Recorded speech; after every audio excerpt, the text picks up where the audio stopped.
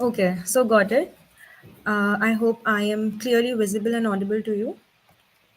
So let me give a brief introduction about myself. मेरा नाम रूपल बान है और इस साल यूपीएससी 2025 में मेरी 756 रैंक आई है।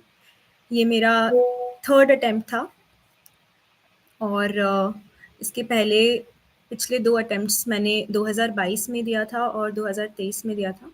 2022 में मैं प्रीलिम्स भी क्लियर नहीं कर पाई थी। 2023 में मैंने प्रीलिम्स और मेंस दोनों क्लियर करके इंटरव्यू में भी अपीयर हुई थी और कुछ मार्क्स से रह गई थी और ये तीसरे प्रयास में मुझे ये रैंक हासिल हुई है। So I would start about the preparation strategy, and I will divide it into three parts. First, I will give you a brief about how I prepared for prelims, then about the mains, and then the interview.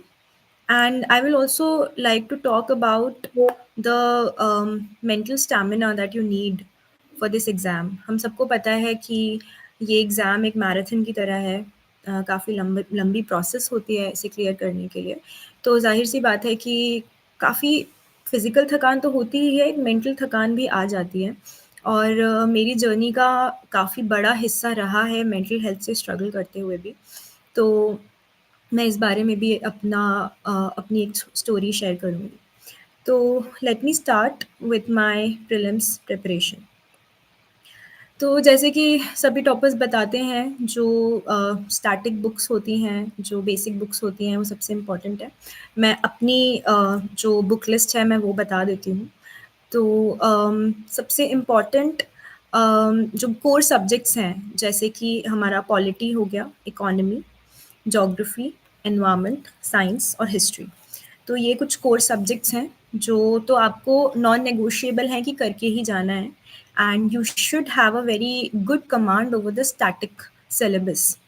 And also, before jumping into the book list, I would also like to tell you all that the syllabus is of utmost important. So before you even think about starting this preparation, you should be very thorough with the syllabus. आपको पता होना चाहिए कि prelims में क्या syllabus है, mains का क्या सिलेबस है एंड उसके बाद ही you should jump into the preparation. So, talking about the book list for polity, like everyone, I too stuck with the Holy Bible, Lakshmikant, and I must have read that book for about like 50, 60 times or so. I have lost count how many times because I thought that polity is a very volatile subject. आप एक बार पढ़ के ना वो याद नहीं रह पाते हैं, कुछ फैक्ट्स होते हैं उसमें, तो आपको उन्हें लगातार पढ़ना होता है, रिवाइज करना होता है। तो मैंने शायद सबसे ज़्यादा लक्ष्मीकांत ही पढ़ी होगी इस पूरी जर्नी में। सो ऑल्सो कई बार एस्पिरेंट्स के डाउट रहते हैं कि हमें नोट्स बनाना चाहिए या नहीं बनाना चाहिए। तो मैं तो यही सजेस्ट करूँगी कि ये आपका पर्सनल प्रेफ़रेंस है कि आपको नोट्स बनाने हैं या नहीं। बट मैंने स्टैंडर्ड बुक्स के लिए कोई नोट्स नहीं बनाए थे। मैं जैसे लक्ष्मीकांत में मैं वहीं पे हाइलाइट कर देती थी, मार्क कर देती थी और मुझे लगता था कि कुछ एक्स्ट्रा इन्फॉर्मेशन है उस टॉपिक से रिलेटेड, तो I just used to write on the side there on in the book itself. So मैंने कोई अलग कॉपी नोटबुक नहीं मेंटेन की थी for short notes of polity. Then comes economy. So economy का वेटेज हर साल बढ़ता जा रहा है, हम देख रहे हैं, and it's a very important core subject that you should have a good grasp on. So for economy, I refer to a book by Nitin Singhania, that blue book that used to be published. I don't know if it is still published or not, but during my 23 attempt, I purchased that book, and it is a very good source to cover your very basic topics. So for my basics, I refer to that and the 11th class macroeconomics book, the NCRT. That is also really important because it covers the very static topics. So one was NCRT and one was this Nitin Singhania's book. So again, I did not make any notes of it. I just used to revise it again and again. Then during my 2025 attempt, I also referred to Mrinal sir's notes. A lot of aspirants say that those notes are very bulky. So those notes are bulky because they contain not only the static but also the current affairs part. and economy is something that is, the questions are more asked from the current. So it's very important that you have a good grasp on the current issues of economic importance, and Mrinal sir's notes cover that very well. So I referred to Mrinal sir's notes and diligently studied every pillar and highlighted those and revised again and again. Then comes geography. Geography, rest assured, you don't need to go here and there. Just stick to the NCRTs of 11th and 12th. I know the 11th NCRT is a little bit complicated to understand. The language is such that it's not easy to understand in the first go.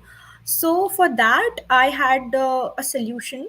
There is this YouTube channel of Amit Sen Gupta sir, and he teaches geography very lucidly. So I used to sit with the 11th class NCRT in my hand, and that YouTube video used to play on my laptop, and I used to study with Amit sir.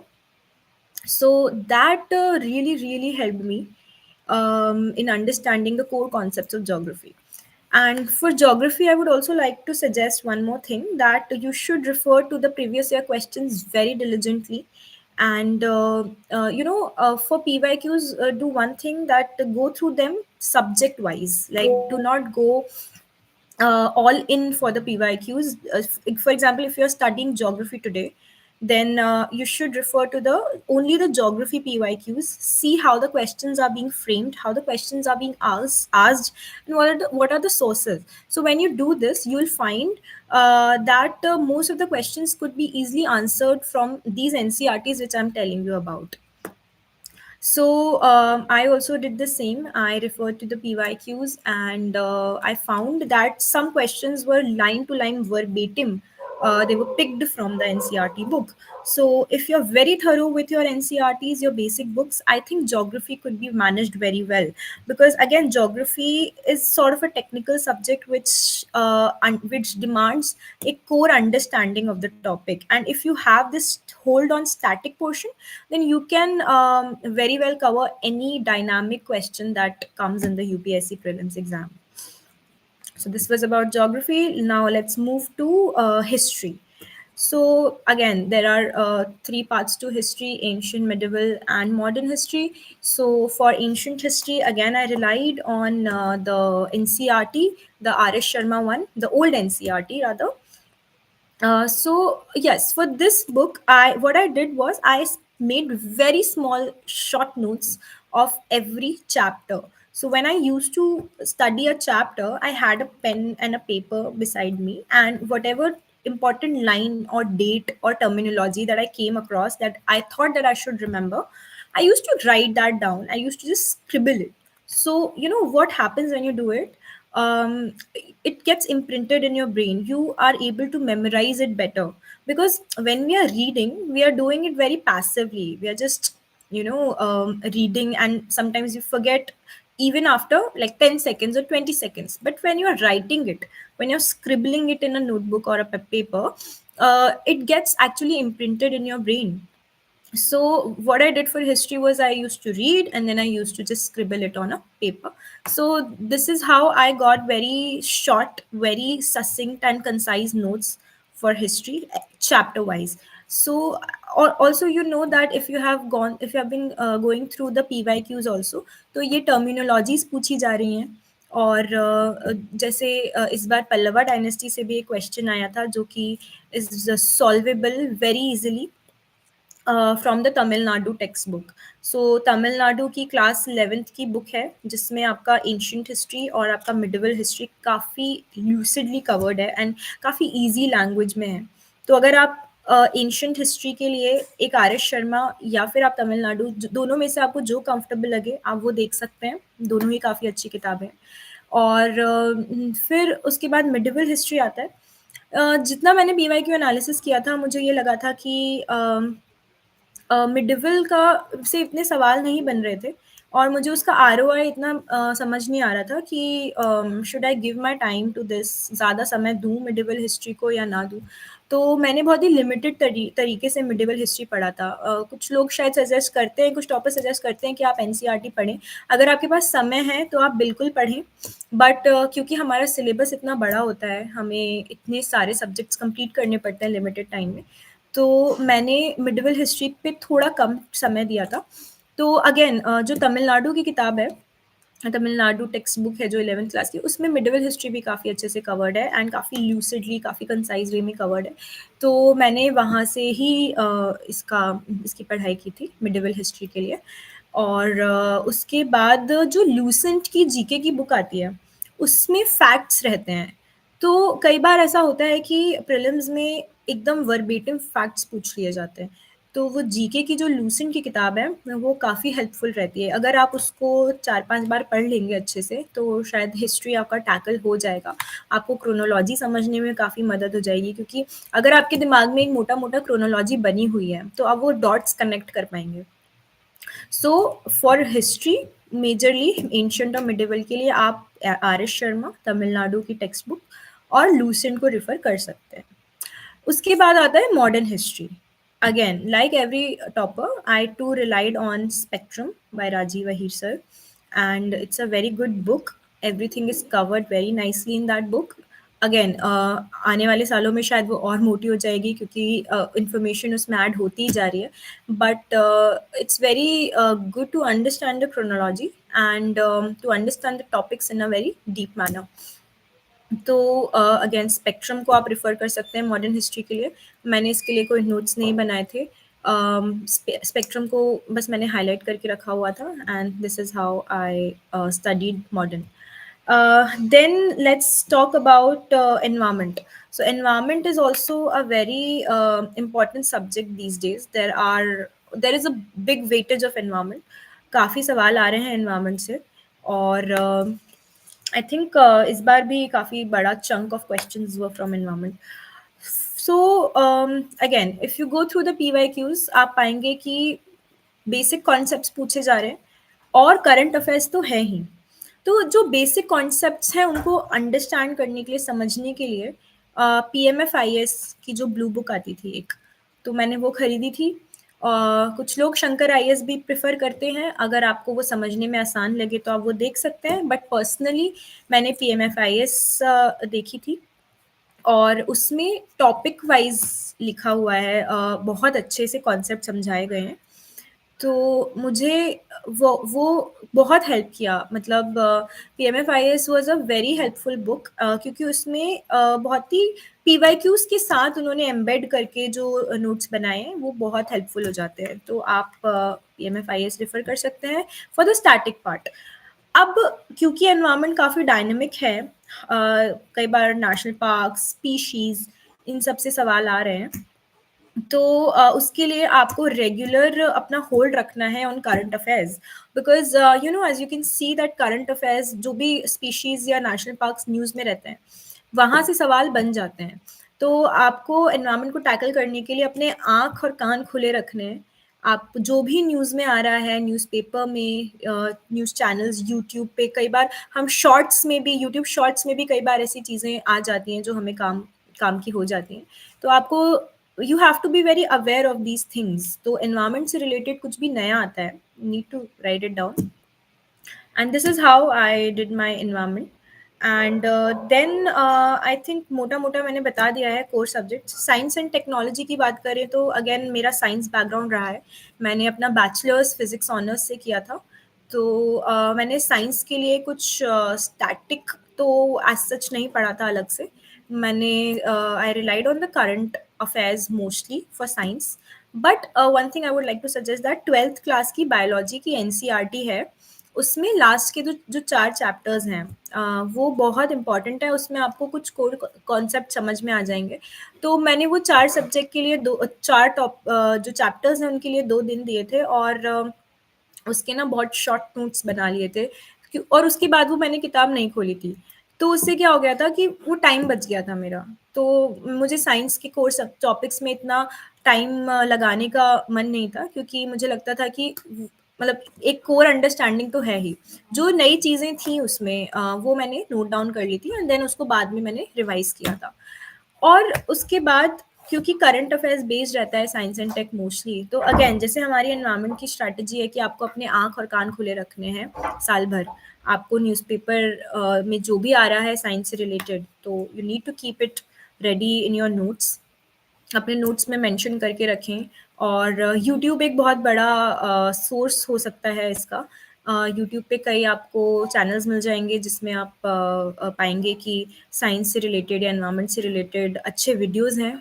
जो prelims के पहले काफ़ी सारे videos आते हैं, marathon videos भी आते हैं, but I would not suggest कि आप मैराथन वीडियोस पे रिलाई करें। आपको साल भर पढ़ाई करनी है। ये exam is not, you are not able to clear this exam in a day, but ये पूरा साल भर का प्रोसेस है। तो आपको वो साल भर ही अपनी मेहनत करते रहनी है। आपको करंट अफेयर्स पे ध्यान देना है, साल भर के करंट अफेयर्स पे। एंड ये तभी पॉसिबल है जब आप न्यूज़पेपर को डिलीजेंटली पढ़ेंगे और न्यूज़ चैनल्स अगर आप प्रेफर करते हैं तो आप देख सकते हैं। वैसे मैं अपनी करंट अफेयर्स की स्ट्रैटेजी पे भी आऊँगी। तो इसके बाद जो इम्पॉर्टेंट जो कोर सब्जेक्ट्स हमने आई थिंक डिस्कस कर लिया है, अब आते हैं मैपिंग पे। तो मैपिंग का भी वेटेज काफ़ी ज़्यादा हो गया है। इस बार भी आई थिंक 4 से 5 सवाल आए थे मैपिंग पे। सो फॉर मैपिंग मेरा थोड़ा सा यूनिक स्ट्रैटेजी था इस पे मैपिंग के लिए।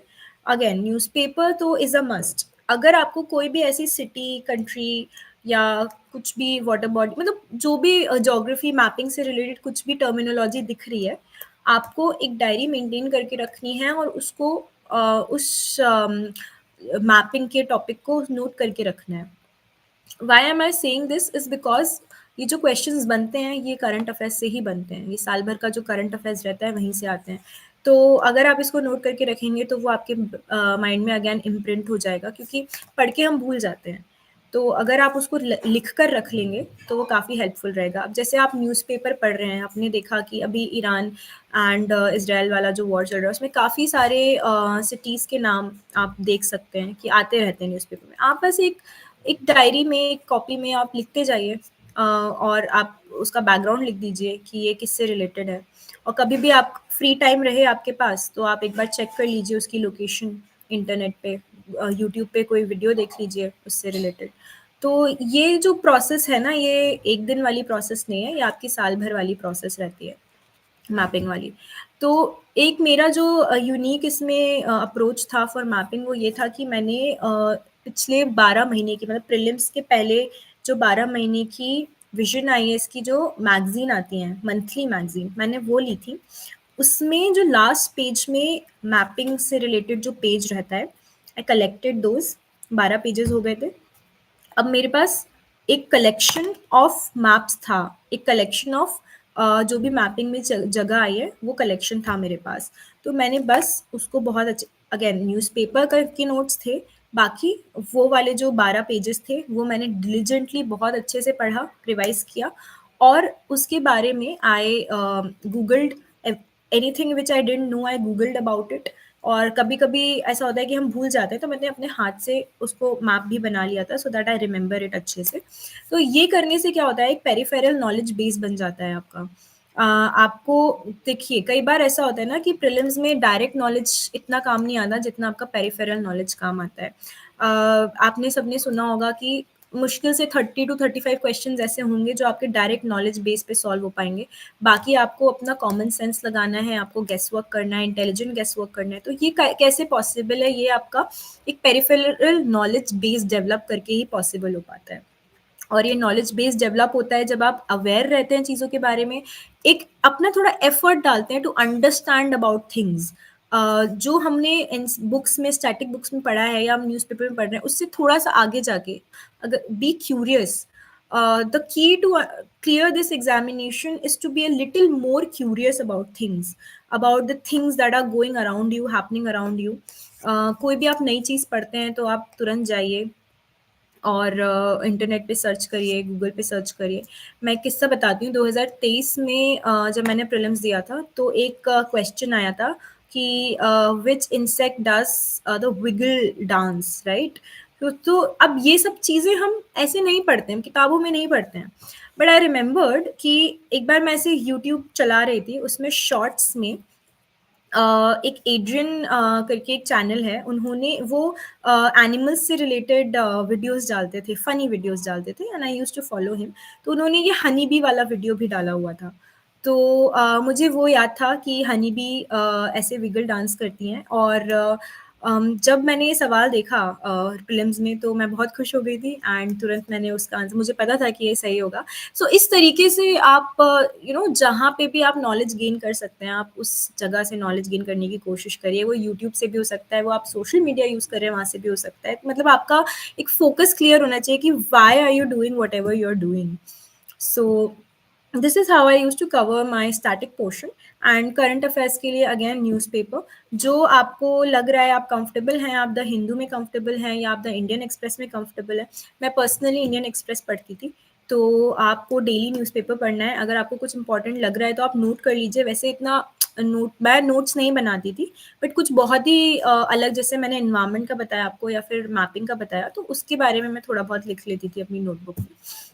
और मंथली मैगज़ीन्स मैं कम ही रेफ़र किया है मैंने मोस्टली पीटी 365 पे रिलाई किया है प्रीलिम्स के पहले। तो और वो भी आपको कवर टू कवर पढ़ने की ज़रूरत नहीं होती है। ये नहीं है कि आप उसको बैठ के रटते जा रहे हैं। No, you don't have to do that.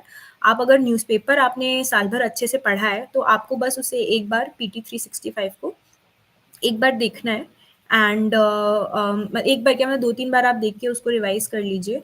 और वही मैंने जैसे कहा कि पेरिफेरल नॉलेज बेस आपको क्रिएट करना है, तो वो इसी प्रकार होगा कि जो टॉपिक्स आपको नहीं आते हैं, जो आपने न्यूज़पेपर में नहीं पढ़ा है, वहाँ से पढ़ लीजिए। तो इस तरीके से you can finish your prelims. अच्छा, प्रीलिम्स में एक बहुत ही इम्पॉर्टेंट चीज़ ये भी है कि आप पीवाईक्यूज़ बहुत ध्यान से करें। और पीवाईक्यूज़ करने का ये मतलब नहीं है कि आप सिर्फ क्वेश्चन पढ़ रहे हैं और आंसर लगा रहे हैं। उसका एक प्रोसेस है पीवाईक्यू करने का। मुझे लगता है कि मेरा प्रीलिम्स इस बार, प्रीलिम्स के साथ मेरा फॉरेस्ट सीएसई के साथ फॉरेस्ट का भी कट ऑफ इस बार क्लियर हुआ है। तो आई एम श्योर कि अभी मेरा प्रीलिम्स की मार्कशीट नहीं आई, तो मुझे पता नहीं है कितने मार्क्स हैं, बट फॉरेस्ट क्लियर हुआ है, तो आई एम श्योर कि अच्छे ही मार्क्स रहे होंगे। तो इसमें पीवाईक्यूज बहुत ज़्यादा इंपॉर्टेंट रोल प्ले करते हैं, and how to do it actually. हम सुनते बहुत हैं कि पीवाईक्यूज करना है, पीवाईक्यूज करना है, बट उसको कैसे करना है, उसका एक अप्रोच है।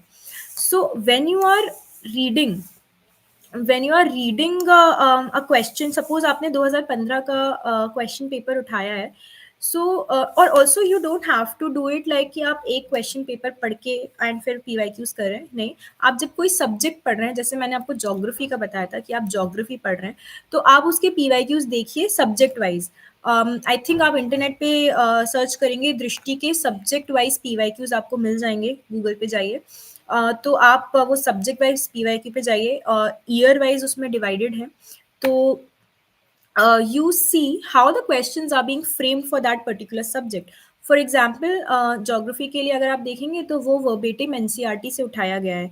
तो you read the question and you try to understand कि इन्होंने अगर ये कोई एक ऑप्शन रॉन्ग किया है तो कैसे रॉन्ग किया है। वो एक तरीका है, हर सब्जेक्ट का ना अपना एक तरीका है for the question to be wrong और for the question to be right. तो यू नीड टू अंडरस्टैंड कि ये क्वेश्चन फ्रेम करने का तरीका क्या है, और वो कैसे आएगा, रेगुलर प्रैक्टिस से आएगा।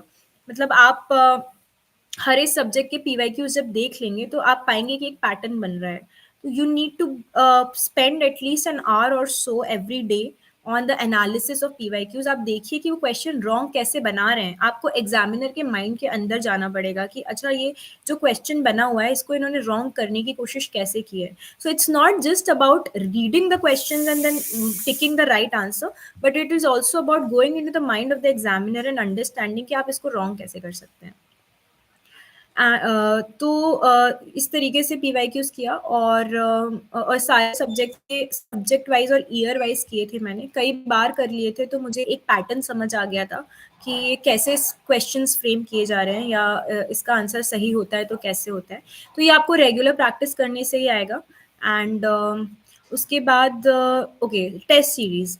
सो अगर आपको कोई भी एग्जाम क्लियर करना है तो उसके लिए आपको practice is a must, and test series help you with that practice. मुझे लगता है कि मैंने अपने इस वाले प्रीलिम 2025 के प्रीलिम्स के पहले कम से कम 70 से 80 टेस्ट दिए होंगे प्रीलिम्स के। मैंने फोरम आईएएस का एसएफजी स्पेशल फोकस ग्रुप ज्वाइन किया हुआ था। उसमें सुबह 7 बजे टेस्ट होता था 1 आवर का, 50 क्वेश्चंस होते थे उसमें प्रीलिम्स के। And I will say that it really really helped me, क्योंकि उससे मेरी डेली की प्रैक्टिस हो रही थी। तो जब मैं वो सवाल, मैं जो सिलेबस पढ़ के जाती थी, वो एक सिलेबस दे देते हैं, you have to study that and then appear for the test the next day. तो जब आप वो टेस्ट लगा के आते हैं, तो आपको, जब आप टेस्ट देने जा रहे हैं, तो आपको इस माइंडसेट से जाना है कि अगर मैं एक्चुअल यूपीएससी का प्रीलिम्स दे रहा हूँ या दे रही हूँ, तो मेरा माइंडसेट यही रहने वाला है जो मैं अभी टेस्ट देने जा रही हूँ। सो दैट उससे क्या होगा कि आप एक प्रैक्टिस ऑफ माइंडसेट डेवलप कर लेंगे। So you need to be in that mindset every day. तभी आप एक्चुअल प्रीलिम्स के एग्जाम में आपकी नर्वसनेस कम होगी, क्योंकि आप उससे पहले 70 बार वो कर चुके हैं ऑलरेडी। अगर आप एक कोई चीज़ 70 बार कर चुके हैं, तो उसको एक बार और करने में आपको डर नहीं लगेगा।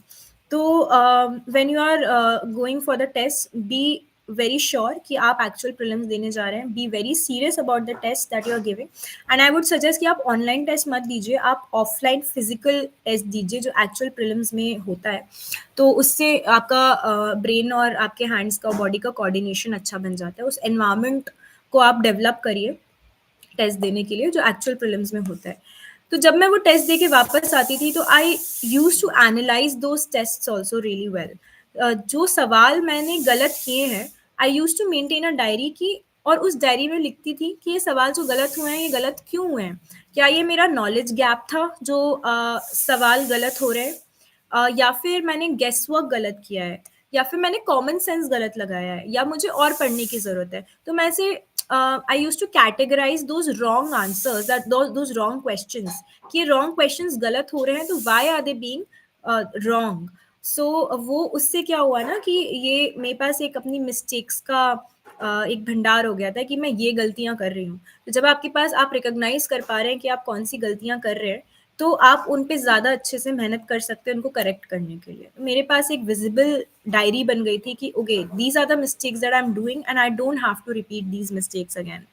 So every day when I was making those mistakes, every day I was improving on those mistakes also. अगर मेरा नॉलेज गैप है, तो मैं उस सब्जेक्ट को 4 बार और रिवाइज कर रही हूँ। अगर मेरा कॉमन सेंस में से कोई चीज़ गलत हो रही है या कोई सिली मिस्टेक हो रही है, तो मैं मेक श्योर करती थी कि नेक्स्ट टाइम ये ना हो। गेस वर्क के लिए अगेन, ये आपका डेवलप होगा पीवाईक्यू एनालिसिस से। वो जो एक नैक ऑफ गेस वर्क होता है, वो आपका पीवाईक्यू एनालिसिस से डेवलप होगा। Again, you have to really practice for that every single day, you have to show up for that every single day. तो इस तरीके से मैंने पीवाईक्यू एनालिसिस किया, टेस्ट सीरीज लगाई, और मेरा प्रीलिम्स का मोटा मोटा यही रहा है। और अगर आपके कोई क्वेश्चंस है, I will acknowledge those and I will reply to your questions also at the end. So now I will come to the mains preparation. And for mains इस बार हमें काफ़ी कम समय मिला था प्रीलिम्स और मेंस के बीच में। आई थिंक 84 डेज का ही टाइम था। तो हर बार ऐसा ही होने वाला है, प्रीलिम्स और मेंस के बीच में बहुत कम समय मिलेगा। तो आपको आपकी मेंस की प्रिपरेशन दिसंबर तक कंप्लीट हो जानी चाहिए। At least 80%, 70 to 80% of syllabus should be covered before your like till December only, December of the previous year. Suppose आपका एग्जाम 2026 में जो एग्जाम है, तो आपका जो मेंस का सिलेबस है वो 25 दिसंबर 2025 तक कंप्लीट हो जाना चाहिए, 70 to 80%। तो इस तरीके से you have to plan for your studies. So again, for means very important are the three papers: essay paper, optional papers, and GS4 ethics paper. तो ये 3 जो पेपर्स हैं, ये आपको डिफरेंशिएट करते हैं फ्रॉम अदर कैंडिडेट्स। आपका स्कोर इसमें काफ़ी अच्छे आने के चांसेस रहते हैं। ये these papers can either make your rank और ब्रेक योर रैंक। तो you have to be very you need to keep your preparation strong for these papers. GS तो आपको करना ही है अच्छे से, बट इस पे आपको स्पेशल ध्यान देना है। मेरा ऑप्शनल सब्जेक्ट सोशियोलॉजी रहा है। मैंने मास्टर्स भी सोशियोलॉजी में किया है इग्नू से। तो सोशियोलॉजी के लिए मैंने कोई स्पेसिफिक कोचिंग नहीं ली थी, मैंने सेल्फ स्टडी ही की थी। और इसके लिए मैंने नितिन सांगवान सर की जो किताबें हैं, मैंने वो रेफ़र की थी और मैंने टॉपर्स के नोट्स रेफ़र किए थे। साथ में यूट्यूब पे स्लीपी क्लासेस के वीडियोज़ डले हुए हैं, अगर कोई टॉपिक मुझे समझ नहीं आता था, तो I used to refer to those videos. और बहुत ज़्यादा हेल्प मिली मुझे पीवाईक्यू एनालिसिस करके, क्योंकि ऑप्शनल में क्या होता है कि प्रीवियस ईयर क्वेश्चंस रिपीट होते हैं। वर्बेटिम नहीं रिपीट होते हैं, ये नहीं है कि सेम सवाल पूछा जाएगा, बट जो थीम रहती है वो काफ़ी हद तक सिमिलर रहती है। तो अगेन ऑप्शनल के लिए भी आपको पीवाईक्यू एनालिसिस अच्छे से करना है। आप मैंने एक विशाल पब्लिकेशंस की एक किताब आती है बहुत पतली सी, उसमें प्रीवियस ईयर क्वेश्चंस होते हैं, टॉपिक वाइज होते हैं वो भी। तो जब भी आप कोई टॉपिक पढ़ रहे हैं सोशियोलॉजी का या अपने ऑप्शनल का, तो आप पहले उन पीवाईक्यूज को रेफर करिए। आप प्रीवियस ईयर क्वेश्चन देखिए कि कहाँ से कैसे सवाल पूछे जा रहे हैं। जब आपके दिमाग में एक ये बन जाता है कि क्वेश्चन यहाँ से आ रहे हैं, तो आप उसी तरीके से पढ़ाई करते हैं, वो डिमांड आपको समझ आ जाती है कि okay, these are the questions that are being asked, तो आप उस फोकस के साथ ही पढ़ाई कर पाएंगे फिर। तो मैंने नितिन सांगवान सर की किताब से पढ़ा था, और अनिमेश प्रधान सर AIR 2 2023 उनके नोट्स काफ़ी अच्छे हैं। उन्होंने बहुत सारी सोर्सेज से कोलेट करके अपने नोट्स बनाए थे। तो मैंने वो नोट्स खरीद लिए थे मार्केट से, और मैंने उन्हें बहुत अच्छे से पढ़ा था। उसके साथ ही साथ मैंने PYQs खुद से लिखे थे। मतलब कि जैसे मैंने आज एक टॉपिक ख़त्म कर लिया, उसके PYQs देखे, और I use to write the answers in that limited amount of time. तो मेरे पास एक 2-3 नोटबुक्स भर गई थी PYQs से, and I use to diligently focus on PYQs very very well. So this is my optional paper one strategy. For paper two, I it's more of a dynamic in nature. तो उसके लिए आपको again current affairs are very important, society and sociology के current affairs. So I use to refer to newspapers and certain internet पे कुछ websites हैं, I list down those websites also. तो वो मैंने रिफ़र करके अपना करंट अफेयर्स वाला पोर्शन कंप्लीट किया था. और अगेन स्टैटिक के लिए मैंने नितिन सांगवान सर की बुक, अनिमेश सर के नोट्स, स्लीपी क्लासेस के वीडियोस, ये सब देखे थे. तो इस तरीके से मैंने अपना ऑप्शनल प्रिपेयर किया था. उसके बाद हम आते हैं GS4 पे. तो GS4 यानी कि एथिक्स, इसके लिए मुझे लगता है कि नोट्स तो सबके पास होते हैं, सब पढ़ लेते हैं, किताबें भी पढ़ लेते हैं, बट सबसे इम्पॉर्टेंट इसमें आपका राइटिंग स्किल्स बहुत इम्पॉर्टेंट हो जाता है. आपको लिखने की प्रैक्टिस होनी चाहिए GS4 के लिए स्पेसिफिकली, मतलब क्योंकि ये पेपर काफ़ी लेंदी होता है. इसमें केस स्टडीज़ होती हैं, part section A section B में डिवाइडेड होता है, तो कई बार टाइम कम पड़ जाता है. तो आप जितना लिखने की प्रैक्टिस करेंगे, जितना आप PYQs लगाएंगे या फिर क्वेश्चंस प्रैक्टिस करेंगे, उतना अच्छा होगा GS4 के लिए. कोई भी आप सोर्स रेफर कर सकते हैं, सारे ऑलमोस्ट सिमिलर लाइन्स पे अच्छे ही सोर्सेज हैं. सो again, ethics के लिए I used to do a lot of answer writing practice every day. I made sure that I wrote 5 theoretical questions and 2 or 3 case studies I used to refer to. तो इसके लिए मैंने शून्य IAS के जो notes हैं, मैंने वो भी देखे थे. उन्होंने काफ़ी अच्छे से सेक्शन ए और सेक्शन बी को डिवाइड किया है, और केस स्टडीज़ को भी इन्होंने टॉपिक वाइज डिवाइड करके रखा है शून्य IAS की बुक में.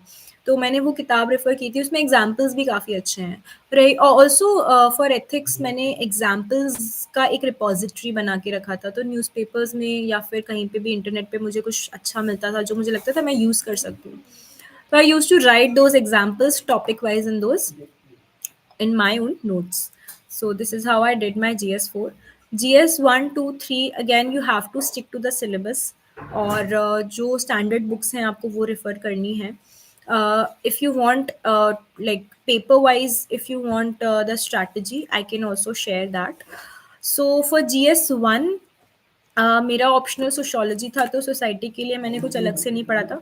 हिस्ट्री के लिए मैंने NCERTs पे रिलाई किया था. जो मैंने आपको बताया था कि प्रीलिम्स में मैंने नोट्स बनाए थे, I refer to those notes for ancient history only. And again Shunya IAS की जो बुक हैं, जो नोट्स हैं, काफ़ी अच्छे से उन्होंने लूसिडली कवर किया हुआ है फॉर मेंस ऑल्सो. और जो RS शर्मा और जो तमिलनाडु की बुक है, उसके भी मैंने मेन स्पेसिफिक नोट्स बना के रखे थे. तो हिस्ट्री मैंने इस तरीके से कवर किया था. मॉडर्न हिस्ट्री के लिए अगेन स्पेक्ट्रम, और ओनली IAS की जो प्रहार की बुकलेट्स आती हैं, मॉडर्न हिस्ट्री के लिए काफ़ी अच्छी हैं, काफ़ी ल्यूसिडली उन्होंने अच्छे से बताया है उसमें। तो you can also refer to only IAS की प्रहार की booklets for modern history. And for society I did not do anything extra for society because sociology से मेरा वो कवर हो गया था। पोस्ट इंडिपेंडेंस जो है वो मैंने विजन आईएएस के नोट्स उसके लिए यूज़ किए थे। वर्ल्ड हिस्ट्री के लिए भी मैंने विजन आईएएस के नोट्स यूज़ किए थे और बहुत ज़्यादा टाइम नहीं दिया था इनको, क्योंकि अगेन आप पीवाईक्यूज़ देखेंगे तो आप पाएंगे कि इनका आरओआई इतना अच्छा नहीं है, इतने ज़्यादा सवाल पूछे नहीं जा रहे हैं। इस बार भी 2025 के मेंस में आई थिंक फ्रेंच रेवोल्यूशन पे एक सवाल आया था, तो वो अगर सवाल या तो बहुत सिंपल होंगे जो सबको बन जाएंगे, या तो ऐसे होंगे जो किसी को नहीं बनेंगे। तो आपको अपना बहुत ज़्यादा समय नहीं देना है इसमें वर्ल्ड हिस्ट्री में। अगर आपका इंटरेस्ट है तो आप बिल्कुल पढ़िए, आपके पास समय है तो आप बिल्कुल पढ़िए, लेकिन मेरे पास टाइम की थोड़ी कमी थी, तो मैंने पोस्ट इंडिपेंडेंस और वर्ल्ड हिस्ट्री में इतना टाइम नहीं दिया था। Then comes geography. जोग्राफी के लिए एनसीईआरटीज़ रेफ़र की थी एंड वाजीराम की जो येलो बुक आती है वो काफ़ी हेल्पफुल है। उसमें उन्होंने टॉपिक वाइज डिवाइड करके रखा है and you can refer to that book. So it's really good, Vajiram's book. So this is the GS1। GS2 के लिए I had a lot of different sources for GS2, but मैंने उनको सबको collate करके अपने खुद के नोट्स बनाए थे। GS2 के जो नोट्स हैं, एक्चुअली स्टैटिक पोर्शन आपका बहुत अच्छा कमांड होना चाहिए, because whenever you are writing an introduction to any question of polity और जीएस गवर्नेंस, तो you need to mention the article. मतलब आपके दिमाग में वो रटा होना चाहिए कि अगर ये क्वेश्चन आया है, फंडामेंटल राइट से रिलेटेड कोई क्वेश्चन आया है, तो आपको दिमाग में होना चाहिए कि मैं स्टार्ट ऐसे करूंगा कि part 3 of the constitution deals with the fundamental rights और समथिंग लाइक दैट। सो अगर आप उसको कॉन्स्टिट्यूशन से लिंक करके लिख पा रहे हैं तो वो बेस्ट होता है। तो इसलिए स्टैटिक काफ़ी इंपॉर्टेंट हो जाता है GS2 के लिए भी। और इसके लिए मेरे सोर्सेज ये रहे कि लक्ष्मीकांत से तो जो इम्पोर्टेंट आर्टिकल्स वगैरह थे वो मैंने नोट डाउन करके रखे थे टॉपिक वाइज अपने नोट्स में। और उसके अलावा आतिश माथुर सर का जो यूट्यूब चैनल है उस पे मैग्ना कार्टा था। लास्ट ईयर का जो मैग्ना कार्टा था वो मेरे लिए काफ़ी हेल्पफुल रहा था। उस साल का 2025 का तो मैं मैग्ना कार्टा नहीं देख पाई थी, बट 2024 का मैंने देखा था और उससे स्टैटिक पोर्शन कंप्लीट किया था। सर के टेलीग्राम चैनल पे नोट्स भी हैं MCF के, तो आप वो रेफ़र कर सकते हैं। उन्होंने टॉपिक वाइज बहुत अच्छे से एक्सप्लेन किया हुआ है। It's really helpful, so you can refer to that. और बाकी ओनली आईएएस की जो प्रहार की बुकलेट्स हैं वो भी मैंने रेफर की थी कुछ टॉपिक्स के लिए। उसके बाद गवर्नेंस की अगर बात करें तो अगेन आई रेफर टू शून्य आईएएस के जो नोट्स हैं वो, और ओनली आईएएस की प्रहार की के नोट्स। इसके लिए मैंने अलग से कोई नोट्स नहीं बनाए थे क्योंकि काफ़ी हद तक PYQ रिपीट होते हैं, इसमें करंट अफेयर्स बेस्ड रहता है। तो आप ये जो नोट्स मिल जाते हैं मार्केट में शून्य आईएएस के या ओनली आईएएस के, आप जो आपको कंफर्टेबल लगे आप वो रेफर कर सकते हैं। इंटरनेशनल रिलेशंस के लिए क्योंकि ये बहुत ज़्यादा करंट बेस्ड रहता है, तो मेरी प्रिपरेशन मोस्टली करंट अफेयर्स के अराउंड ही रिवॉल्व कर रही थी। मैंने इसके लिए कुछ स्टैटिक का अलग से नहीं पढ़ा था इंटरनेशनल रिलेशंस के लिए। सो मैंने प्रीलिम्स और मेंस के बीच में करंट अफेयर्स की क्लासेस ज्वाइन की थी फोरम आईएएस पे, एंड उन्होंने आईआर बहुत अच्छे से पढ़ाया था and I refer to those notes only for my IR part. So this was about GS2. GS3 के लिए it's more of an it's a very dynamic paper. So ये भी करंट अफेयर्स बेस्ड रहता है मोस्टली GS3, एंड GS3 में score करना थोड़ा मुश्किल हो जाता है क्योंकि you need to have very succinct answers जिसमें आपका डेटा हो, जिसमें आपके पॉइंट्स अच्छे से कवर्ड हों। आप कुछ भी नहीं लिख के आ सकते हो GS3 में, आपके पास एक सॉलिड डेटा होना चाहिए इसके लिए। So what I used to do is जब भी न्यूज़पेपर में कोई स्टैटिस्ट या फिर कोई डेटा आता था, I used to maintain a notebook जिसमें मैं नोट डाउन कर लेती थी ये सारी चीज़ें। और अगेन करंट अफेयर्स के लिए मैंने जो फोरम आईएएस की करंट अफेयर्स क्लासेस ज्वाइन की थी, मैं उस पर ने करंट के लिए वो उस पर रिलाई किया था। और जो कुछ टॉपिक्स हैं जैसे कि एग्रीकल्चर हो गया और इंटरनल सिक्योरिटी हो गया, इसके लिए शिविन सर के नोट्स मैंने देखे थे। शिवन सर ने काफ़ी अच्छे से टॉपिक वाइज नोट्स बनाए हैं, and those notes are really really helpful. So आप एग्रीकल्चर और internal security, in even environment and disaster management के लिए भी आप वो नोट्स देख सकते हैं. सो GS3 का मोटा मोटा यही था. और GS4 में बता ही चुकी हूँ कि आपको आंसर राइटिंग प्रैक्टिस बहुत अच्छे से करनी है GS4 के लिए. एग्जाम्पल्स के लिए आपको न्यूज़पेपर्स देखने हैं, न्यूज़पेपर में जो भी एग्जाम्पल आता है आपको वो देखने हैं, एंड इंटरनेट पे कहीं पे भी आपको कुछ मिलता है आप उसको नोट डाउन कर लीजिए एंड उसको रेफ़र करते रहिए. और चैट जीपीटी, जनरेटिव एआई का भी आप यूज़ कर सकते हैं. जैसे किसी टॉपिक पे आपको एग्जांपल्स नहीं मिल पा रहे हैं, तो you can go to ChatGPT and write down your query, and it will give you a very beautiful list of the examples, and you can make use of it. क्योंकि हमें ultimately अपना time बचाना है, हमारे पास time की कमी रहती है. So try to maximize your output through these methods. आप अपना ROI कैलकुलेट करके अपनी प्रिपरेशन बना के रखें. तो to summarise everything, I would say कि PYQs बहुत इम्पॉर्टेंट है मीन्स के लिए, आंसर राइटिंग प्रैक्टिस बहुत इंपॉर्टेंट है मीन्स के लिए, और आपके पास ससिंक्ट डेटा पॉइंट्स होने चाहिए, प्रॉपर एग्जांपल्स होने चाहिए, और वो आपको साल भर के जो न्यूज़पेपर्स और इधर उधर से जो नोट्स में आपने कलेक्ट किया है उसी से आप कोलेट कर पाएंगे. So this is how you need to prepare for mains. तो मीन्स के लिए मैंने इससे ज़्यादा आई डोंट थिंक कुछ किया था. मतलब करंट अफेयर्स बहुत इंपॉर्टेंट हो जाते हैं तो मैंने क्लासेस ज्वाइन कर ली थी, क्योंकि लास्ट में GS3 GS2 के लिए वो जो डायनामिक चीज़ें हैं वो करंट अफेयर्स क्लासेस ने बहुत हेल्प की मुझे. So this was it. And जब मीन्स क्लियर हो गया और इंटरव्यू की बारी आई, तो इंटरव्यू के लिए एक चीज़ मैं बोलना चाहूँगी कि it's very very important that you be true to yourself, you be very honest. जो आप डैफ भर रहे होते हैं आपको उसमें बहुत ऑनेस्टी शो करनी है अपने डैफ में. इस बार मुझे इंटरव्यू में 201 मार्क्स मिले हैं, और मुझे लगता है कि ये मार्क्स इसलिए मिले हैं because I was honest with my answers, with my DAF also. I did not pretend anything there. और जो था, जो मैं जैसी हूँ, मेरी पर्सनैलिटी है, I try to bring out the best and try to showcase the best honestly. So interview के लिए मैंने कुछ जगह पे मॉक्स दिए थे जो काफ़ी हेल्पफुल थे, बट सबसे इम्पॉर्टेंट चीज़ ये है कि आप इंट्रोस्पेक्ट आपको करते रहना है कि आप ये क्यों कर रहे हैं, आप कौन हैं, ये जानने के लिए. ये एक प्रोसेस होती है, 1 साल की प्रोसेस होती है ना, तो उसमें आप काफ़ी हद तक समझ जाते हैं कि who are you, and you have to show that why in front of the board in the interview. So again, you need to be very honest with your preparation and with yourself when you are in this journey, in this preparation, क्योंकि ये आपसे बहुत कुछ ले लेता है.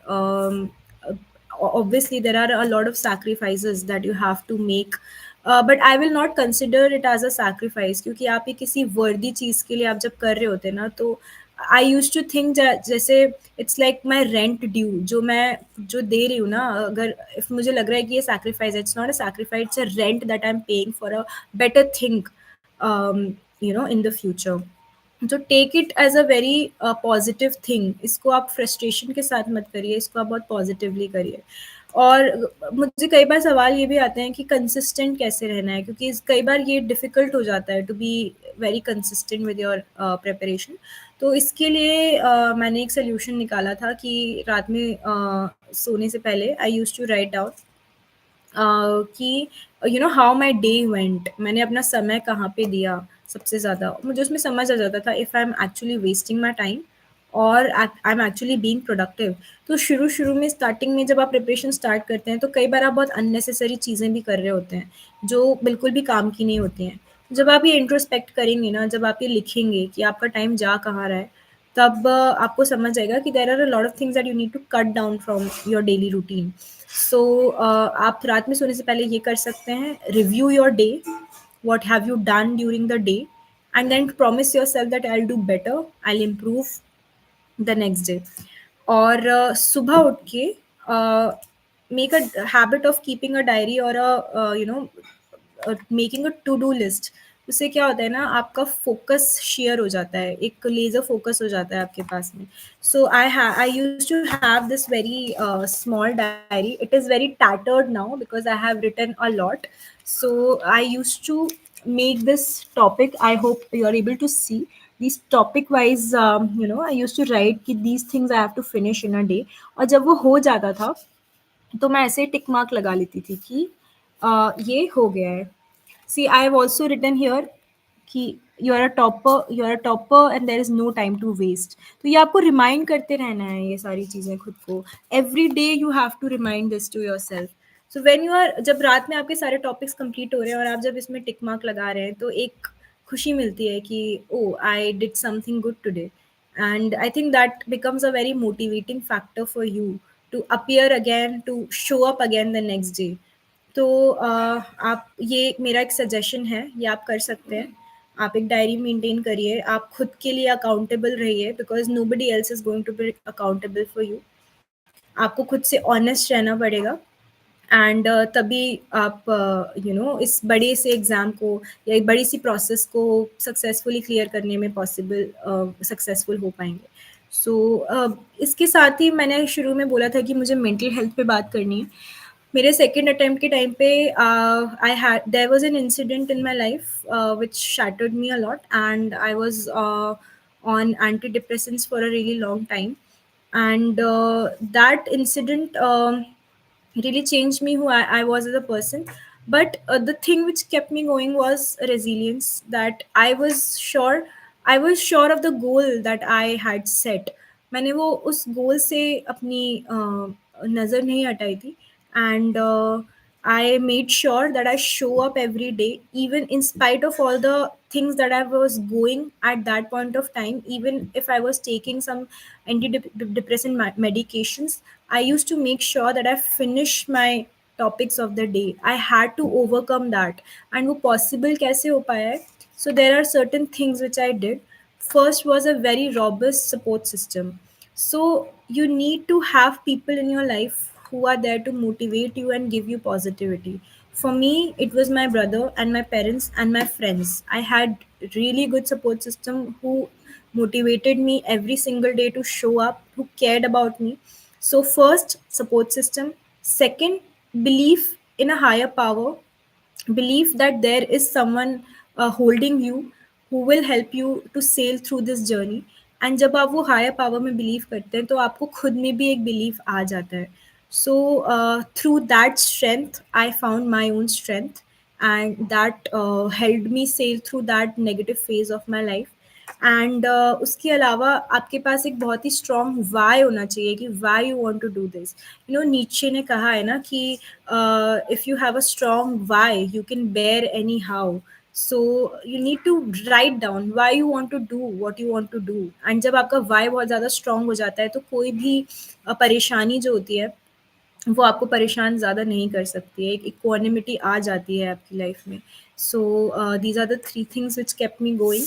और उसके अलावा मेडिटेशन आप कर सकते हैं खुद को काम रखने के लिए. अगेन फ्रस्ट्रेटिंग हो जाता है, काफ़ी लंबी जर्नी है. सवाल बहुत उठने लगते हैं कुछ समय बाद. फर्स्ट अटेम्प्ट में नहीं हुआ, सेकंड में नहीं हुआ, थर्ड में नहीं हुआ, काफ़ी साल लग जाते हैं. तो आसपास के लोग भी सवाल करने लगते हैं कि क्यों नहीं हो पा रहा है. तो उस टाइम पे हमें कामनेस की बहुत ज़रूरत होती है, एक स्ट्रेंथ की ज़रूरत होती है. So I relied on meditation and a belief in God and myself, and again the help of my support system.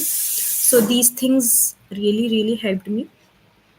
And इसके अलावा आई थिंक मैंने काफ़ी हद तक बता दिया है कि मैंने कैसे किया, क्या किया. और अच्छा, एक चीज़ और क्लियर करना चाहूँगी कि जैसे एक धारणा बनी हुई है कि इस एग्ज़ाम को क्लियर करने वाले बहुत एलीट बैकग्राउंड से होते होंगे, आईआईटीज़, आईआईएम्स या जिन्होंने इंजीनियरिंग किया. मेरा ऐसा कोई बैकग्राउंड नहीं है. I have done very plain BSc in physics honours from regular government college in Bhopal, Institute for Excellence in Higher Education, here in Bhopal only. And उसके बाद मैंने 2 साल इन्फोसिस में जॉब किया है और उसके बाद मैंने प्रिपरेशन स्टार्ट किया है. So I was a very regular person. ऐसा कुछ नहीं है कि मैंने किसी बहुत बड़े कॉलेज से पढ़ाई की है या किसी बड़े शहर में. दिल्ली भी नहीं गई थी प्रिपरेशन के लिए. मैं भोपाल से हूँ. मैंने वहीं पर रह के प्रिपरेशन करी है, सेल्फ स्टडी करी है और इंटरनेट के रिसोर्सेज पे मैंने रिलाई किया हुआ है. जो मैंने आपको कुछ एक कोचिंग के नाम बताए थे वो भी मैंने ऑनलाइन ही किया हुआ है. सो ऐसा कुछ भी नहीं है कि आप ये मत सोचिए कि अगर आप किसी बड़े कॉलेज से नहीं है या आप किसी बड़े शहर से नहीं है तो आप ये नहीं कर सकते, आप बिल्कुल कर सकते हैं। बस एक विल पावर होनी चाहिए जो आपको हर रोज़ मोटिवेट करे कि why you want to do this. So this was about my journey. Now I would like to take some questions. Um,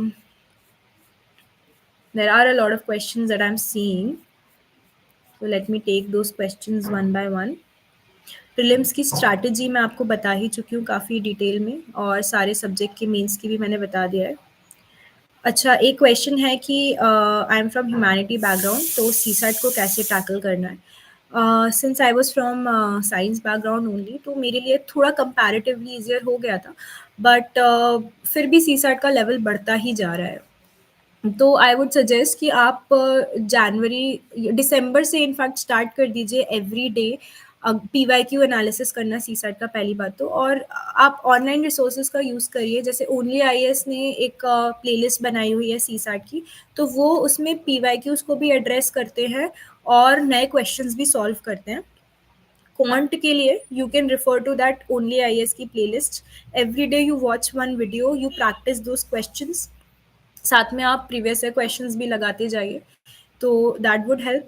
reading comprehension के लिए आपका होली सोर्स होना चाहिए द प्रीवियस ईयर क्वेश्चंस। आप देखिए कि वो जो क्वेश्चंस जो आंसर्स हैं वो कैसे आ पा रहे हैं, मतलब उनका एक लॉजिक होता है। अगर आप पैटर्न समझ गए उसका, तो you can solve any of the RC reading comprehension question. So you need to refer to 10 years previous 10 years CSAT के पेपर्स, उसमें आप रीडिंग कॉम्प्रिहेंशन पढ़िए, ट्राई टू अंडरस्टैंड कि ये सवाल कैसे बना है और इसका आंसर कैसे आया है। यूपीएससी का एक अपना नैक है to answer the questions of RC, so you need to develop that knack of by analysing and practising again and again. And logical reasoning के लिए again you can refer to the only IAS का जो playlist मैंने बताई है, आप वो देख सकते हैं। तो CSAT simply practice is the main thing. You need to be very diligent in your practice. आप रोज प्रैक्टिस करिए, पीवाईक्यूज लगाइए और फुल लेंथ टेस्ट भी दीजिए सी सेट के with in the time limit. और मेरी कोशिश ये रहती थी कि मैं 47 to 50 क्वेश्चंस अटेम्प्ट करके आती थी। मैं ज़्यादा सवाल नहीं करती थी बिकॉज नेगेटिव मार्किंग भी है इसमें। So you need to have that sweet spot, वो आपको खुद डेवलप करना होगा कि कहाँ पे आपके नेगेटिव ज़्यादा होने चालू हो जाते हैं। मेरे लिए 47 to 50 एक स्वीट स्पॉट रहता था जहाँ पे मैं इतनी सवाल करके आऊँगी, मेरा ये श्योर रहता था। तो सी सेट के लिए मैंने यही किया है। प्रीलिम्स के लिए I have told you.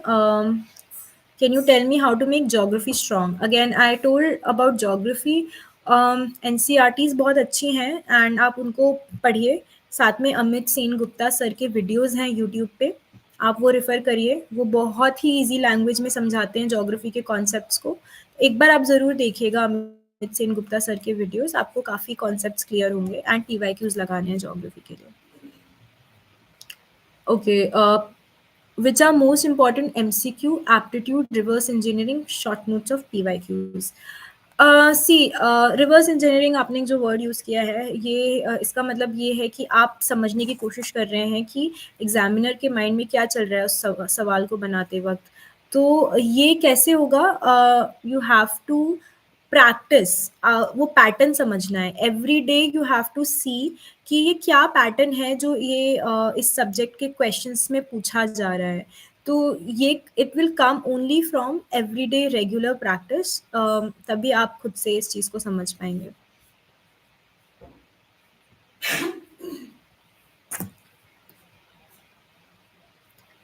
Okay, somebody saying that 2025 prelims paper में बहुत सारे 50-50 वाले क्वेश्चंस रॉन्ग हुए हैं।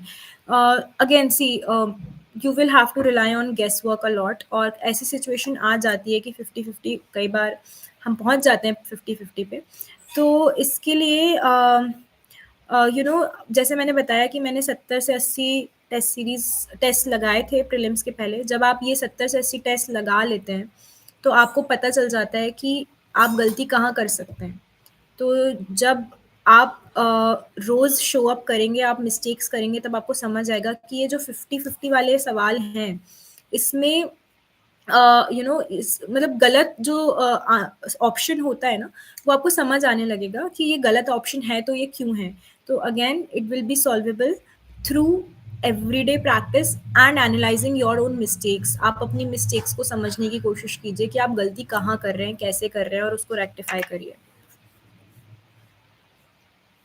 यस, मेंस के लिए प्रहार की booklets plus mains answers using ChatGPT is enough with means 365 for value addition. Is this enough for 3 months? Yes, I think Prahar booklets are very comprehensive, and they can be used for certain topics, but not for all topics. तो ये आपको decide करना है कि आपके notes में कहाँ gap आ रहा है, वहाँ पे प्रहार की बुकलेट्स यूज़ करिए। आप शून्य आईएएस के नोट्स भी यूज़ कर सकते हैं, वो काफ़ी अच्छे से उन्होंने एक्सप्लेन किया हुआ है। और मेंस आंसर को चैट जीपीटी से आप देखिए, आप don't rely on chat GPT completely. कई बार वो गलत इन्फॉर्मेशन भी दे देता है। तो ओके, सो एक बॉडी बनाने के लिए ठीक है चैट जीपीटी, मतलब वो आपको एक अच्छा बॉडी बना के दे देता है, introduction and body and conclusion structure बनाने में काफ़ी हेल्प कर देता है आपको। बट एकदम totally don't be relied on it. आप कुछ जो इम्पोर्टेंट चीज़ें हैं, जैसे कुछ अच्छी लाइंस, इंट्रोडक्शन आपको बहुत अच्छा लग गया तो आप वो ले सकते हैं वहाँ से। लेकिन आप टोटली रिलाई मत करिए चैट जीपीटी पे। आप ट्राई करिए कि आप टॉपर्स की आंसर कॉपीज देखें और वहाँ से समझने की कोशिश करें। एंड सिर्फ आंसर पढ़ने से नहीं होगा, आपको लिखने की प्रैक्टिस होनी चाहिए। तो आप एक बार जब चैट जीपीटी से देख लेंगे कि आंसर कैसे, स्ट्रक्चर कैसे बनाया गया है, उसके बाद आप खुद प्रैक्टिस करने की कोशिश करिए, खुद से अपने आंसर्स लिखने की कोशिश करिए। तो आई थिंक वो हेल्प करेगा। और means 365, yes, I would suggest कि आप मीन्स 365 पढ़ सकते हैं। कुछ टॉपिक्स जैसे साइंस के लिए, आईआर के लिए मीन्स 365 बहुत अच्छा एक रिसोर्स है। You can definitely refer to it. मैंने अपनी जर्नी काफ़ी अच्छे से आई थिंक बता दी है। So you can refer to the video again if you want to completely understand it. And okay, so fact, data, keywords and scheme कहाँ से कलेक्ट करना है? See, you have to read the newspaper every day. तो अगर आपको कोई भी कुछ भी ऐसे मिलता है फैक्ट्स वगैरह, आप वहाँ से देख सकते हैं। उसके अलावा कई बार जो कोचिंग इंस्टीट्यूट्स हैं, वो एक पूरा कंपाइलेशन निकालते हैं बिफोर प्रीलिम्स, बिफोर मेंस। तो आप उन कंपाइलेशंस को देख सकते हैं, और वो आपको आराम से टेलीग्राम पे मिल जाएंगे। आप अगर दिल्ली में हैं तो आप करोल बाग मार्केट में जाके भी देख सकते हैं। आप दिल्ली में नहीं हैं तो घबराने की बात नहीं है, आपको टेलीग्राम पे भी सब कुछ चीज़ें अवेलेबल हो जाती हैं, आपको मिल जाएगा वो सब। तो आप एक बार थोड़ा सा सर्च करिए and you will find a very good compilation of, I think शून्य आईएएस का कंपाइलेशन आता है डेटा का मेंस के पहले। और विजन का भी आई थिंक, विजन का I am not sure, but शून्य आईएएस का रहता है, तो you can see that. Spectrum के नोट्स बनाना चाहिए क्या? देखिए, इट्स अ वेरी बल्कि बुक। सो नोट्स मैंने ऐसे बनाए थे, क्रोनोलॉजी बनाई थी मैंने बहुत ही डिटेल नोट्स नहीं बनाए थे। क्योंकि मुझे खुद को अंडरस्टैंडिंग देनी थी, उसके लिए I made note of the chronology. So आप बहुत ज़्यादा समय मत लगाइए नोट्स बनाने में, क्योंकि वैसे भी बहुत कम समय होता है हमारे पास। सो आई थिंक वो नोट्स फॉर्म में ही है, आप उसको हाईलाइट कर लीजिएगा, स्पेक्ट्रम में साइड में लिख लीजिएगा, तो वो इनफ हो जाएगा। ओके, ऐसे के बारे में मैंने नहीं बताया है। तो ऐसे में मुझे ज़्यादा परेशानी आई नहीं थी, क्योंकि मैं लाइक 10th 11th क्लास से ही एसेज कंपटीशन में पार्ट लेती रहती थी, तो एक थोड़ा नैक डेवलप हो गया था कि ऐसे लिखना कैसे है, थोड़ा स्ट्रक्चर समझ आ जाता था। पर इसके लिए मैंने एक चीज़ और की थी कि मुझे फ़िक्शन और नॉन फ़िक्शन बुक्स पढ़ने का शौक है, तो अगर मुझे उनमें कोई एनेक्डोट मिलता था या कुछ भी ऐसा मिलता था जो मैं अपने ऐसे में यूज़ कर सकती थी, तो उनको टॉपिक वाइज़, जैसे मैंने एक डायरी बनाई थी जिसमें प्रीवियस क्वेश्चन देख के आपको टॉपिक समझ आ जाते हैं, तो उसके हिसाब से, जैसे विमेन से रिलेटेड कुछ है तो मैं वो टॉपिक वाइज़ लिख लेती थी, चिल्ड्रन से रिलेटेड, हेल्थ से रिलेटेड, एनवायरनमेंट से रिलेटेड। तो ऐसे टॉपिक वाइज़ आप एनेक्डोट्स, स्टोरीज़, ये सब आप कंपाइल कर सकते हैं over a period of time. ऐसे भी एक दिन की बात नहीं होती है, ये भी आपको over the period of time करना है। तो अपने दिन को आप ऐसे डिवाइड करिए कि आप 5-6 घंटे आप प्रीलिम्स के लिए दे रहे हैं, और आप 2-3 आवर्स, मतलब टोटल 8 घंटे आप दें ऑन एन एवरेज।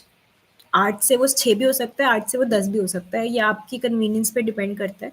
लेकिन on an average give like 7 to 8 hours, और उसमें से 6 आवर्स आप मतलब प्रीलिम्स के पहले आप इसको दीजिए, या मेंस की अगर तैयारी कर रहे हैं तो उसको दीजिए, और बाकी 2 घंटे आप थोड़ा रैंडम चीज़ें जैसे कि फैक्ट्स हो गया, या फिर एस्से के लिए आप ये स्टोरीज कलेक्ट कर रहे हैं, एथिक्स के लिए एग्जाम्पल कलेक्ट कर रहे हैं, थोड़ा इंटरनेट सर्फ करने की कोशिश कीजिए, नई चीज़ें सीखने की कोशिश करिए, and expand your world view, expand your Horizons. आप न्यूज़पेपर में सॉरी, न्यूज़पेपर में कुछ पढ़ते हैं तो जो नहीं समझ आ रहा है, try to search it on the internet, curious रहिए, be very open to new things.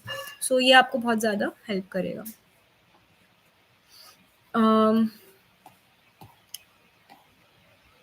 yes, this is recorded and you can watch this video शुरू से। फिजिक्स ऑप्शनल को लेके बता दीजिए। सो मेरा ग्रेजुएशन सब्जेक्ट है physics honours, but I did not take physics as my optional.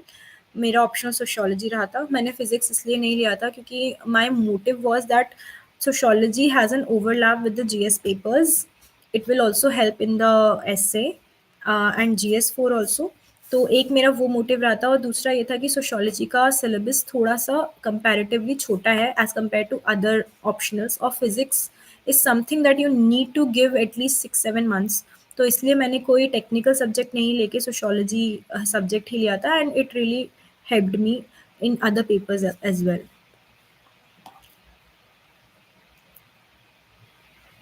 Okay, for environment, is book like Shankar IS really necessary, or PT 365 will suffice for environment?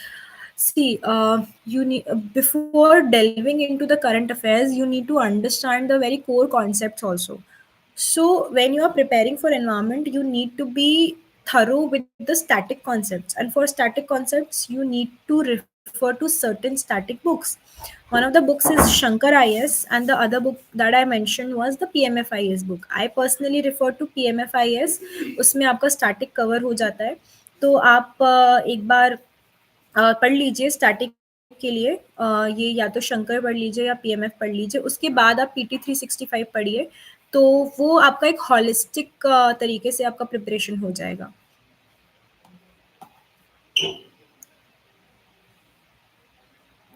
Okay, so there's a question that toppers say that I did mains and prelims differently. Can you tell what's that difference, and how did you manage for mains and prelims? Yes, there are different approaches to mains and prelims both. For prelims, I have very detail I have shared my strategy कि आपको MCQ के हिसाब से पढ़ाई करनी है, लेकिन mains के लिए आपको जो पेपर्स हैं उसमें सब्जेक्टिव तरीके से लिखना है, तो वो एक अलग अप्रोच हो जाती है। उसमें आपका your brain starts working in a very different way, and prelims के लिए you are doing your MCQs, but for this thing for mains आपको आंसर राइटिंग प्रैक्टिस करनी है। तो आप ओवरलैप भी कर सकते हैं, लेकिन क्या होता है प्रीलिम्स में काफ़ी फैक्ट्स पे फोकस रहता है, और मीन्स में आपकी अंडरस्टैंडिंग ऑफ द टॉपिक पे फोकस रहता है, तो इस तरीके से ये अप्रोचेस थोड़ी डिफरेंट हो जाती हैं। तो मेरी जो टाइमलाइन रही थी प्रीलिम्स और मेंस प्रिपेयर करने की, वो ऐसी थी कि जब मैंने स्टैटिक बुक्स पढ़ ली थी, जब मैंने एनसीईआरटीज़ ख़त्म कर ली थी, तो मुझे एक basic understanding of the syllabus develop हो गया था, और उसके बाद मई से लेकर दिसंबर तक I completely focused on my mains part. Answer writing practice की थी मैंने उस टाइम पे, अंडरस्टैंड करने की कोशिश की थी कॉन्सेप्ट्स को थोड़ा वाइडर तरीके से। जब दिसंबर खत्म हो गया, जनवरी शुरू हो गया, तो जनवरी से I focus completely on prelims, और उसके लिए जो वेरी ससिंक टॉपिक्स हैं, जो मुझे लगता है ये डायरेक्ट हिट क्वेश्चंस हैं, थोड़ा डिटेल में, तो मैंने उस तरीके से पढ़ाई की थी। मतलब मेंस के लिए आपको थोड़ा वाइड जाना होता है, प्रीलिम्स के लिए आपको इन डेप्थ जाना होता है। तो this is the different approach. While writing answer, if I'm not able to produce all the content, then I get demotivated and become underconfident. What to do? See, this is a very common problem. Everybody has faced the same. If you see my first answer, you will not believe that it was written by someone who has cleared UPSC. So शुरुआत में ऐसा ही होता है, शुरुआत में आप अच्छे answers नहीं लिख पाते हैं, बट द थिंग इज़ कि आपको उस इनर्शिया से बाहर निकलना है, आपको प्रैक्टिस करते रहनी है, एंड ये जो every day you show up to write ना, तभी आप वो क्रिएट कर पाएँगे, एक स्ट्रीक क्रिएट कर पाएँगे, एंड उससे you will definitely improve. But the trick is to show up every day, to do it every day. And ये जो फीलिंग डीमोटिवेशन की आती है ना, आपको इसको थोड़ा-सा साइड लाइन करना पड़ेगा। जब भी आप डीमोटिवेट होते हैं, again I have said, you need to have a very strong why कि आप क्यों करना चाहते हैं ये चीज़। And you need to have a vision board, आप बना के रखिए, आप अपना विजन अपने सामने रखिए कि मुझे ये क्लियर करना है इस साल में। सो ये डीमोटिवेशन का कोई मतलब नहीं है, इसको ओवरकम करना बहुत इंपॉर्टेंट हो जाता है। तो आप अपना विजन सामने रखेंगे और आप डीमोटिवेशन को साइड में रख के रोज़ प्रैक्टिस करेंगे, तो I think you will improve definitely.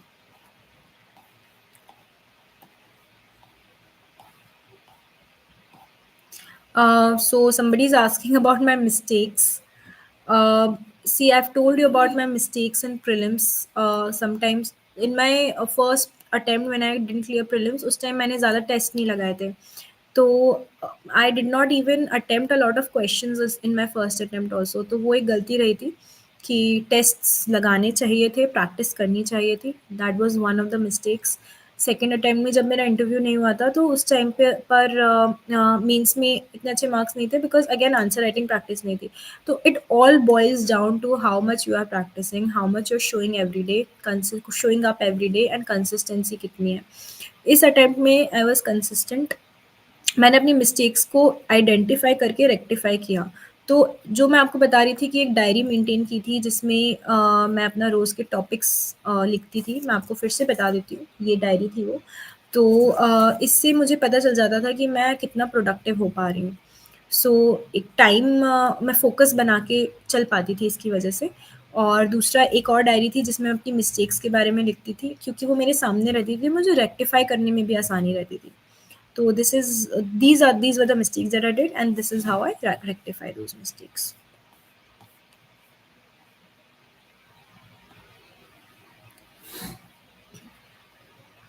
Book से नोट्स बनाना ज़रूरी है या फिर अंडरलाइन से चल जाएगा? मैंने बताया है आपको कि नोट्स बनाने में काफ़ी समय लग सकता है, तो अगर आपको कन्वीनिएंट लगता है हाइलाइट करके या अंडरलाइन करके पढ़ने में, आप वो भी कर सकते हैं। That is also that will also suffice. कुछ चीज़ों के नोट्स बनाना कभी कई बार इंपॉर्टेंट हो जाता है, जैसे आर्टिकल्स हमको याद नहीं रहते हैं, तो कुछ आर्टिकल्स आप लिख के उसके नोट्स बना सकते हैं पॉलिटी के लिए। पर मेजरली आप सारी चीज़ों के नोट्स बनाने की ज़रूरत नहीं है, आप बुक से भी पढ़ सकते हैं।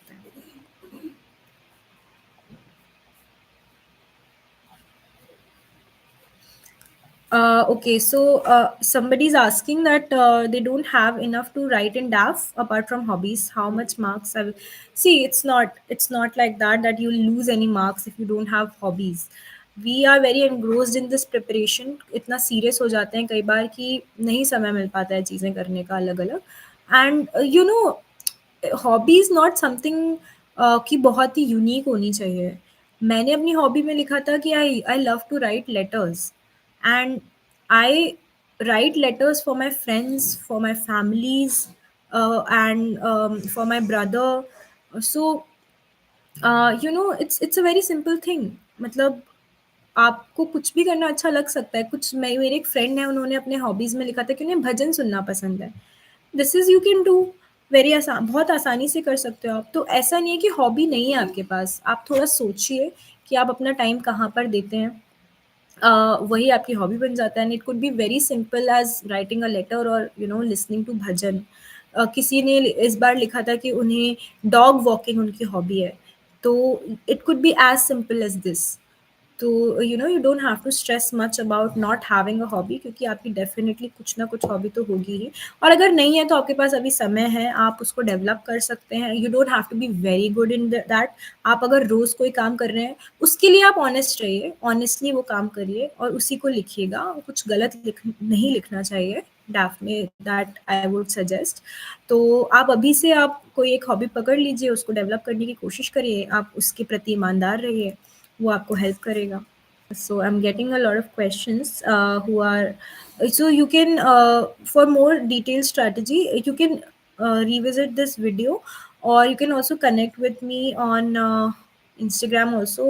My own my name you can search and you'll find there. I will be sharing more of my resources, so you can connect with me there. Um, I think I have addressed a lot of questions here. I think all the questions have been addressed. Hmm. Somebody's asking, I am joining college this year. Should I prepare for UPSC mainly or go for CGL, secure a job, and then do UPSC? See, based on my experience, I after my graduation in physics honors, I joined Infosys, a corporate. I joined corporate sector and worked there for 2 years, and then I left my job, and then I prepared. I know some people who did not leave their jobs and they prepared side by side and they still cleared the examination.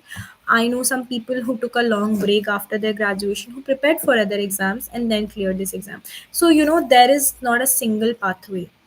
This is your own journey. It has to be defined by your own purpose, and you yourself know your strengths and weaknesses very well.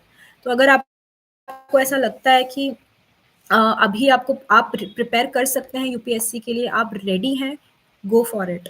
अगर आपको लगता है कि I need to secure a job and then I need to do it, it's your call entirely, but you need to sit with yourself, write down the pros and cons of things कि ये करना चाहिए या नहीं करना चाहिए. Be very thorough because you only know your background, your strengths and weaknesses. तो आप ये डिसीजन खुद ही ले सकते हैं बेटर तरीके से. आप किसी टॉपर की या किसी और की बात से सजेशन लेने का इतना फ़ायदा नहीं होता है बिकॉज आपको अपने बारे में ज़्यादा पता होता है. तो this is what I will suggest you.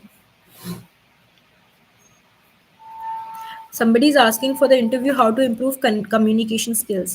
See, anything, communication is what? Talking. So you need to go out and talk, be confident first of all. तो अगर आपको लग रहा है कि आप कम्युनिकेशन स्किल्स अच्छी करनी है तो be friends with people who are supportive and who are knowledgeable, have a good company of people, and talk to them about current affairs, about books, or anything that you like, about your hobbies. ये थोड़ा confidence आप develop करें.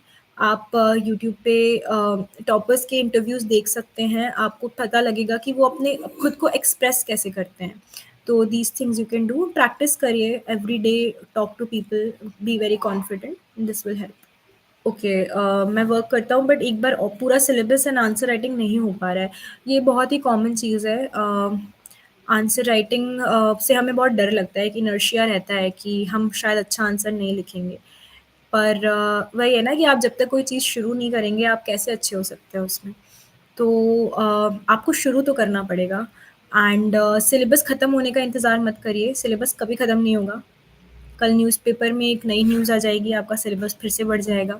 तो do not wait about completing finishing the syllabus, but जितना आपने कर लिया आप पीवाईक्यूज देखिए. आपने सपोज अगर आपने आज एनवायरनमेंट खत्म कर लिया है तो आप उसके पीवाईक्यूज देखिए और आप उसके आंसर लिखने की प्रैक्टिस चालू कर दीजिए. हर रोज आप 1 घंटा आंसर राइटिंग को तो दीजिए ही. ये आपको डिसिप्लिन के साथ खुद मेक श्योर करना पड़ेगा कि आप टाइम दे रहे हैं आंसर राइटिंग में, क्योंकि आप सिलेबस फिनिश करने का वेट करेंगे, it's not going to happen ever. I'm working as well as reading newspaper and it is hectic. So how do you manage? I'm also working in IT sector.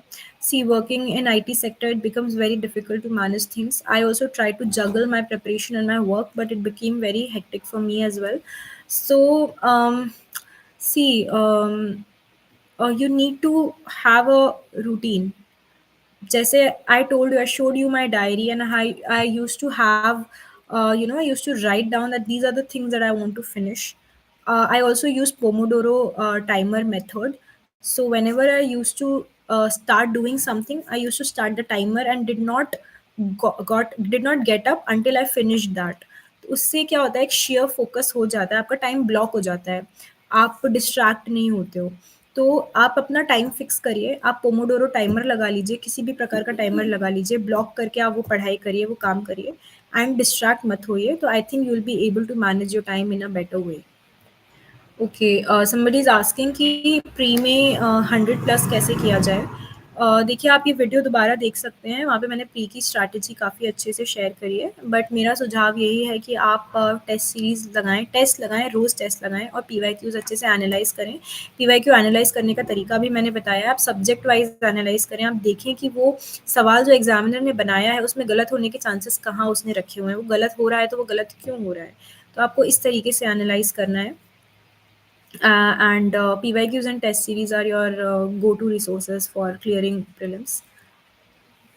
So I think can candidate give interview in bilingual? Yes, you have an option. You either have English or any other regional language, but if you want, you can ask the board members. But this is a thing that you have to worry about at the later stages. Don't worry about the interview in the initial stage. जैसे जैसे आप इस process में आगे बढ़ते जाएंगे, आपकी personality खुद ब खुद डेवलप होती जाएगी। आप स्ट्रेंथ, रिजिलियंस ये सब कल्टीवेट करते जाएंगे, जो कि दिखने लगेगा इंटरव्यू बोर्ड को। So do not worry much about your interview right now. Focus on completing the syllabus, focus on answer writing, focus on practicing a lot of tests, and be humble, be kind, and be courageous. So these are the things that will make you sail through this examination. And I would like to end this session now. Or if you have any more questions, you can message me on Instagram or my Telegram. I think, share it here later. So I would like to end this by saying that गिरते हैं घुड़सवार ही जंग के मैदान में, वो तिफ़्ल क्या गिरे जो घुटनों के बल चले। सो अगर आपका एम बड़ा है, आपका मकसद बहुत ऊंचा है, आपका गोल बहुत बड़ा है, तो आपको फेलियर्स मिलेंगे, वो इनएविटेबल होता है, लेकिन आपको गिव अप नहीं करना है, रेजिलिएंट रहना है। Every day you have to show up, and you have to be very strong internally. So all the very best, thank you so much. And I hope I see most of you in the final list next year or in the years coming down the line. Thank you so much. Bye bye.